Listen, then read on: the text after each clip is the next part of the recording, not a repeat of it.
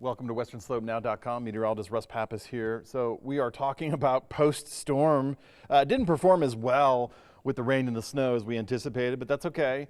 We have another chance Thursday night, and then we'll have another chance right up around December 23rd, 24th. So next Thursday, next Friday, we could see another round of active weather coming in for the middle and late period of December.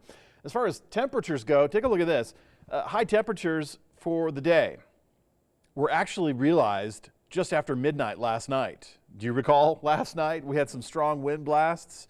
So we hit the 50-degree mark and then some for all these areas last night between 12:30 and 2 a.m. That's how we hit those high temperatures for the day. So that officially is recorded as the high for the day, even though the whole day today we've been quite cool. Tomorrow, we're going to continue with those cooler afternoon. That's a pattern that we're going to stick with through the weekend. In fact, tomorrow's going to be nice compared to some of the other days. Remember, we have this secondary cold front coming through later this week, 48 hours from now, and that's going to reinforce the colder temperatures. What we felt throughout the day is basically our current temperatures, mid and upper 30s. That's where we've been officially for most of the morning and most of the afternoon. So it's been downhill since those strong wind gusts and since those high temperatures, because they actually coincided at the same time, and I'll show that to you in just a moment. But with these current temperatures and the wind that we still have, mid 30s and upper 30s feel like mid 20s and upper 20s. So there's a bit of a chill outside. If you have to be out and about, make sure you've got a layer on to break that wind, and make sure you have some warmth underneath to retain that warmth, your body warmth. So but it's all because of these 10 to 15 mile per hour winds with a northerly component, northwest component, that's keeping us breezy, and that's reinforcing the cold temperatures. Now, the top wind gusts of the day, all these wind gusts were experienced last night. And some of them, for example, like Grand Junction, that 54 mile per hour top wind gust of the day for Wednesday, that was achieved at within the same time frame, within the same 20 minutes as our high temperature in the low 50s. So interesting fact there, that warm southwest flow blasting ahead of the cold front. Now, once the cold front came through, it did not develop as much rain or snow down low as we anticipated. We did get some snow in some of our mountain towns. Colburn, 3 inches, Cedar Edge, 2, Olathe, 2, and up on the Grand Mesa, not winter weather advisory depth of snow, but because we had that component for the wind, that's really what created the problems. But Skyway, where a lot of people go and recreate on the Grand Mesa, picked up 3 inches.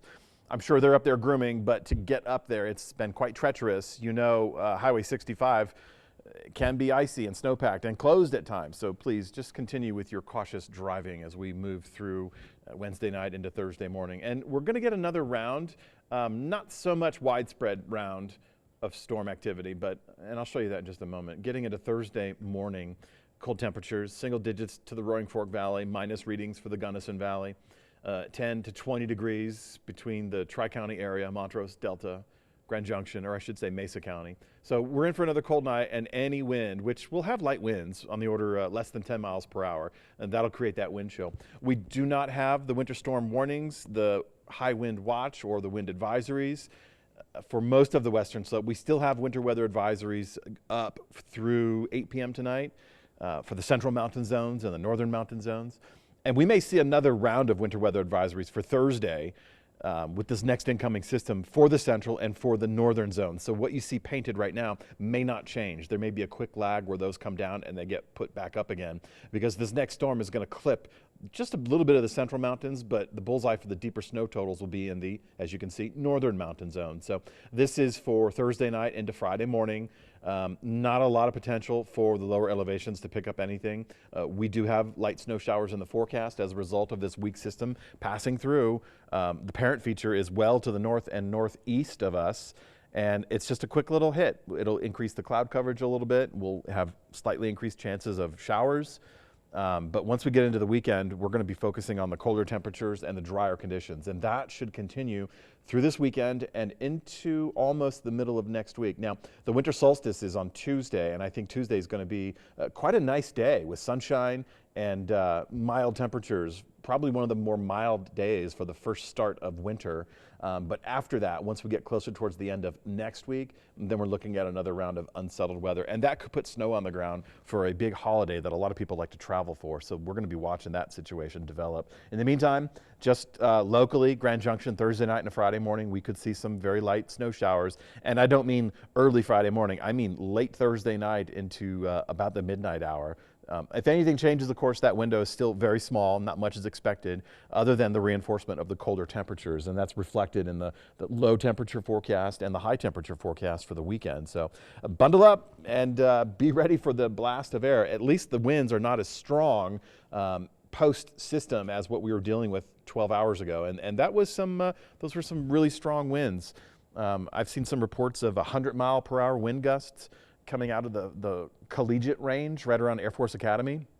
So still big wind, and those mountain zones really generated some 70-mile-per-hour gusts, the mountain passes as well. So hopefully you avoided traveling, any unnecessarily travel. Looking at Montrose, it's basically the same forecast. We look at Thursday night for a brief little round of snow showers, and then we focus on drier conditions for the weekend with chilly temperatures. In fact, frigid low temperatures are to be expected along with cold afternoons. Generally this time of the year, we're supposed to be in the upper 30s for our high temperature. And that's where we are for the end of the weekend and the start of next week. Again, the winter solstice, December 21st, occurs on Tuesday. And that's going to be one of the better days, shortest day of the year and the first day of winter.